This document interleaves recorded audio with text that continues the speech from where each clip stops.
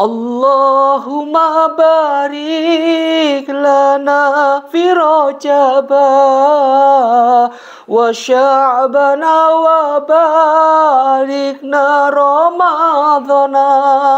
Allahumma barik lana fi Rajaba wa Sya'bana wa barikna Ramadhana.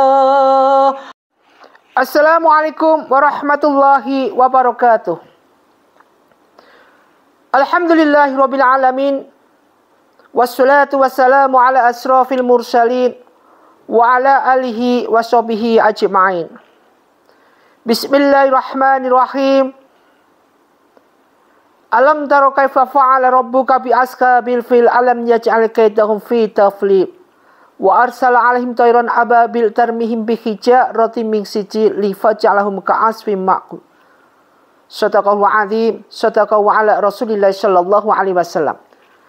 Pertama, mari kita panjatkan rasa puji syukur kita pada Allah Subhanahu wa taala. Salawat dan salam mari kita haturkan pada junjungan kita Nabi Muhammadin sallallahu alaihi wasallam.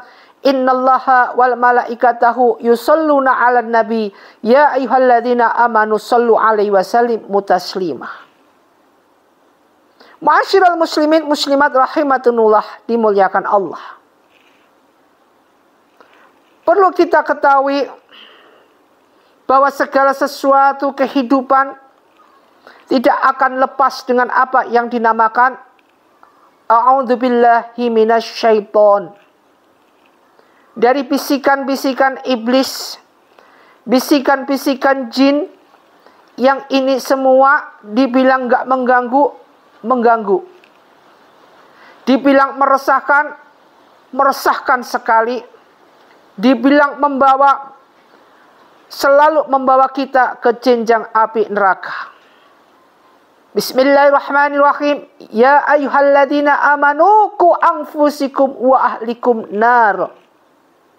Wahai orang-orang yang beriman, lindungilah kamu dan keluargamu dari segala panasnya dan azab yang dari api neraka ini. Namanya neraka ini, Masya Allah. Wa quduhun nasi wal hijarah, di mana itu bahan bakarnya adalah manusia dan batu. Karena bala tentaranya mereka ini adalah jin-jin atau iblis yang sudah jadi penduduk permanen. Jadi nanti itu di neraka ada penduduk permanen, yaitu iblis dan orang-orang yang kufur. Ada penduduk semi permanen, yaitu orang-orang yang tadinya banyak dosanya, dimasukkan ke neraka dan suatu saat nanti akan diambil, dicuci lagi, dimandiin, kemudian dimasukkan ke surga Allah. Ada mereka-mereka yang semi permanennya sedikit sekali karena mereka golongan orang yang ahli amal tetapi tetap menanamkan dosa, membatin aja pada orang lain udah menanamkan dosa.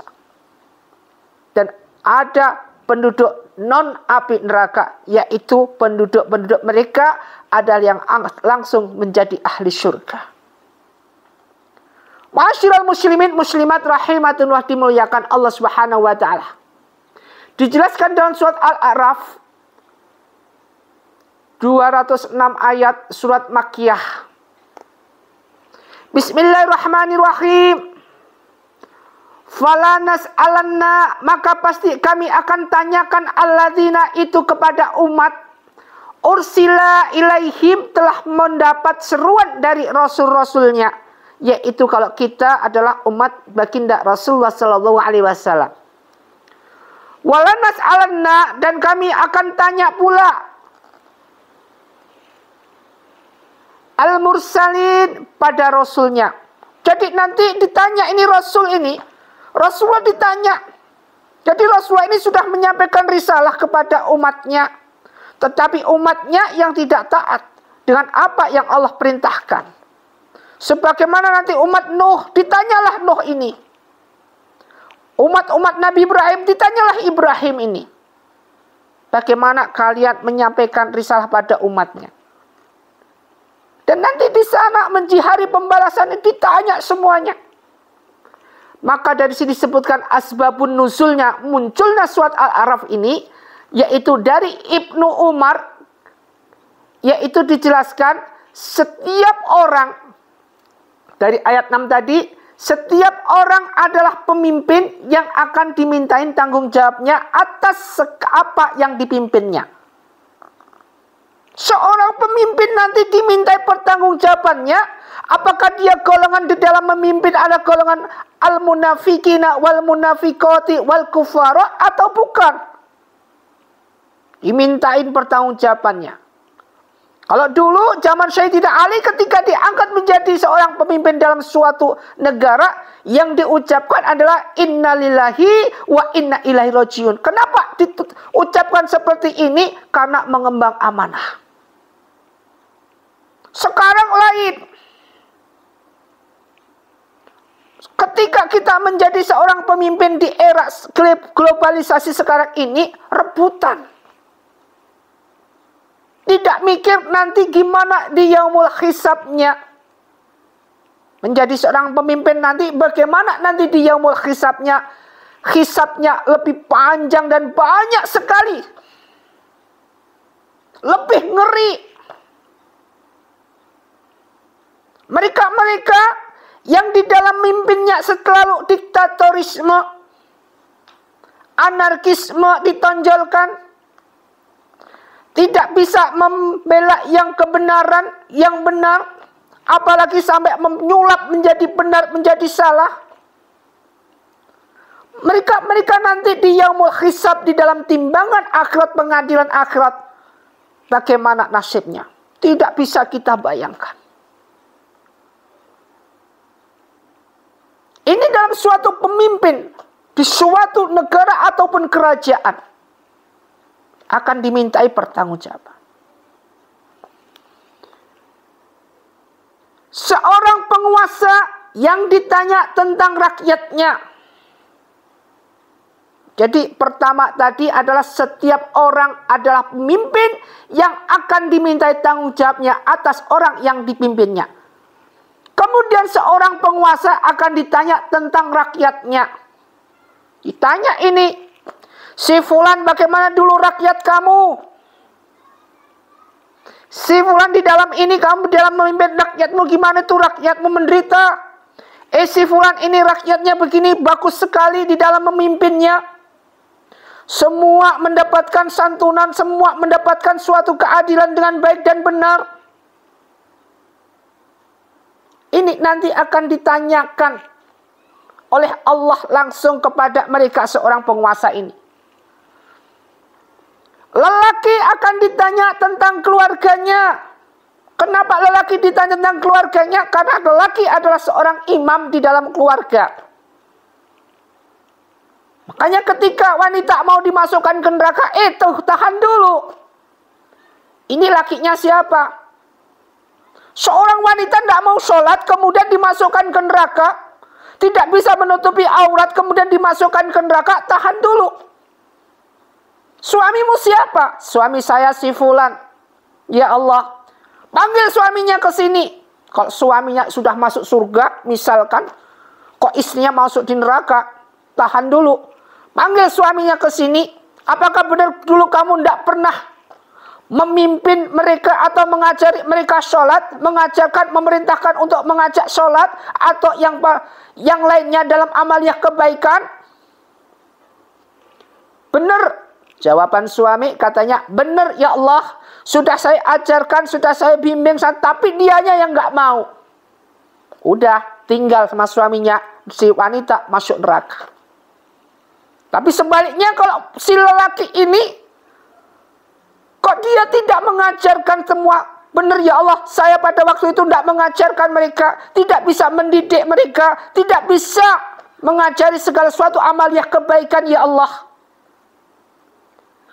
Karena kesibukan yang saya lakukan dan tetek mengek, akhirnya wanita masih dalam pertimbangan. Lelaki yang tadinya masuk surga, tahan dulu, lempar dia ke neraka. Dilempar dia ke neraka. Makanya harta yang paling utama di dunia ini, dunia juga akhirat adalah apa? anak solehah, istri solehah, terbentuklah dalam suatu keluarga sakinah. Ini yang paling utama. Di mana seorang laki, seorang pemimpin, seorang imam bisa menerima apa yang Allah amanahkan buat mereka. Bisa membimbing anak-anaknya menjadi anak awal soleh itu ulah. Istri yang solehah. Bisa menutupi auratnya mereka. Coba bisa kita bayangkan apa yang terjadi sekarang. Memang hal ini sepele sekali, seorang lelaki yang ditanya tentang keluarganya kelihatan sepele, tapi ini hisabnya panjang dan panjang sekali. Di mana mereka seorang pemimpin dalam imam dalam keluarga tidak bisa membentangkan sayapnya dalam mengembangkan ibadah sholat, maka akan ditegur langsung dengan azab dunia ia dapat, azab akhirat tambah lagi. Ini yang akan terjadi dan ini merupakan suatu hal minoritas. Bukan mayoritas, minoritas mereka yang seorang lelaki yang bisa mendidik anak dan istrinya. Mayoritas mereka laki-laki adalah membiarkan. Buktinya yang terjadi sekarang. Kesibukan di mana-mana. Posisinya laki sudah diduduki oleh wanita. Seorang wanita sudah tidak bisa menutupi auratnya. Seorang wanita senantiasa menonjolkan diri dalam segala hal, baik kebugaran dari segala apapun yang terjadi, yang bisa menimbulkan sensasi, bisa menimbulkan sensual, yang ini merusak iman kaum Adam. Dan ini kenyataannya yang terjadi di era globalisasi sekarang ini. Apakah ini masih perlu kita optimiskan semaksimal mungkin? Enggak. Apakah ini perlu kita lebarkan selebar mungkin? Tidak. Di dalam aturan ayat Allah, "Walladzi kadzdzaba alladziina kadzdzabu bi ayatina wastakbaru anha." Mereka yang mendustakan ayat Allah dan mereka yang membanggakan diri dengan menonjolkan segala sesuatu yang bukan posisinya, maka alladzina kadzdzabu bi ayatina wastakbaru anha ulaika ashabun nari hum fiha khalidun. Mereka akan selamanya nanti di neraka, selamanya, kekal abadi selamanya. Dan ini janji Allah buat hamba Allah yang tidak taat, yang sudah Rasulullah berikan suri teladan, tidak diajarkan. Bisa berangkat umroh, bisa di sana nangis-nangis di depan tanah suci. Begitu balik dari umroh, apa yang dilakukan? Kembali lagi dia berbuat maksiat. Mereka yang sebelum berangkat haji, nangis-nangis di sana, taubatan nasuha. Seakan-akan tidak ingin mengulangi lagi. Begitu kembali sudah 6 bulan, kalau tidak dipanggil Pak Haji atau Bu Hajah, marah-marah nih seorang. Dan sering terjadi di Indonesia. Di negara kita ini sering terjadi. Apakah ada titel khusus dari seorang ketika kita pulang haji terus harus dipanggil haji? Rasulullah SAW berapa kali dia berangkat haji?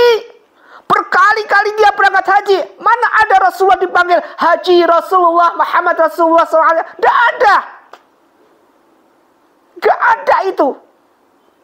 Hanya mereka yang hatinya wastakbaru anha. Membanggakan diri, menyombongkan diri. Tidak bagus. Ingat itu. Alangkah baiknya. Kalau kita memang benar-benar kuat, iman kita kuat, tidak usah. Karena sapaan ini akan membanggakan kita dan akan kita menjadi hamba Allah yang sombong. Semoga kita dijauhkan dari segala hal itu semua. Kemudian, wanita akan ditanya akan rumah tangganya. Ditanyalah wanita ini dengan rumah tangganya. Bagaimana kondisimu? Si wanita ini Karena wanita adalah senjata paling utama iblis atau jin untuk menggoda kaum Adam. Wanita adalah kebanyakan nanti penghuni neraka adalah wanita. Kenapa seperti ini? Karena kebanyakan wanita tidak bisa menutupi auratnya. Dalam aturan-aturan ketika wanita datang bulan, dan ini rambut tidak boleh jatuh satu helai pun. Ketika jatuh harus ditaruh dengan tempat yang putih. Kemudian nanti ketika haidnya selesai, datang bulan selesai, dimandikan bareng-bareng. Mandi besar bareng-bareng bersama apa yang tadi dikantongin tadi. Ini aturannya. Tapi rata-rata sekarang wanita datang bulan sisiran aja. Main sisiran jatuh dibiarin. Rambut helai berhelai sana-sana ini posisi datang bulan. Kenapa? Karena faktor dia satu tidak mengerti, atau dia karena faktor cuek sekali. Ini perlu sekali. Ilmunya nggak mempan tentang ini semua. Makanya perlunya ilmu belajar segala apa yang kita harus belajari. Ma'asyiral muslimin muslimat rahimatullah. Alangkah baiknya seorang wanita bisa menutupi semua auratnya. Bisa menjilbabi, hatinya dijilbabin. Kemudian apa yang nggak harus ditonjolkan terus ditutupin. Jangan digembar-gemborkan. Jangan malah dipasangkan, dipampangkan dan segalanya.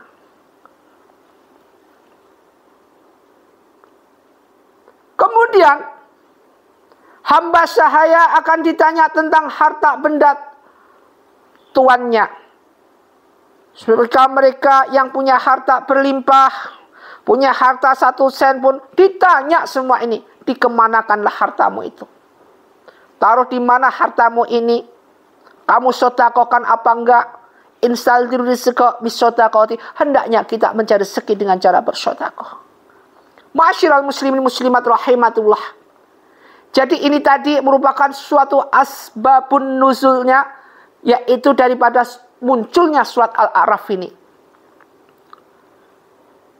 Dijelaskan semua dari hadis riwayat Ibnu Mardawai. Ma'asyiral muslimin muslimat rahimatullah dimuliakan Allah. Marilah kita gali. Marilah kita prediksi diri kita. Jangan sampai kita mengoreksi orang lain. Lebih baik koreksi diri sendiri. Jangan sampai kita menghisap orang lain. Hisaplah diri sendiri. Koreksi diri sendiri. Kita masih banyak sekali dosa-dosa kita. Jadilah kita menjadi apa yang kita inginkan sesuai dengan Allah perintahkan. Sujud senantiasa mohon hanya kepada Allah Subhanahu wa taala. Fazkuruni adzkurkum wazkuruli wala takfurun. Ya ayyuhalladzina amanu sta'inu bis-sabri was-shalah. Minta pertolongan hanya kepada Allah. Semoga bermanfaat. Wabillahi taufik wal hidayah. Assalamualaikum warahmatullahi wabarakatuh.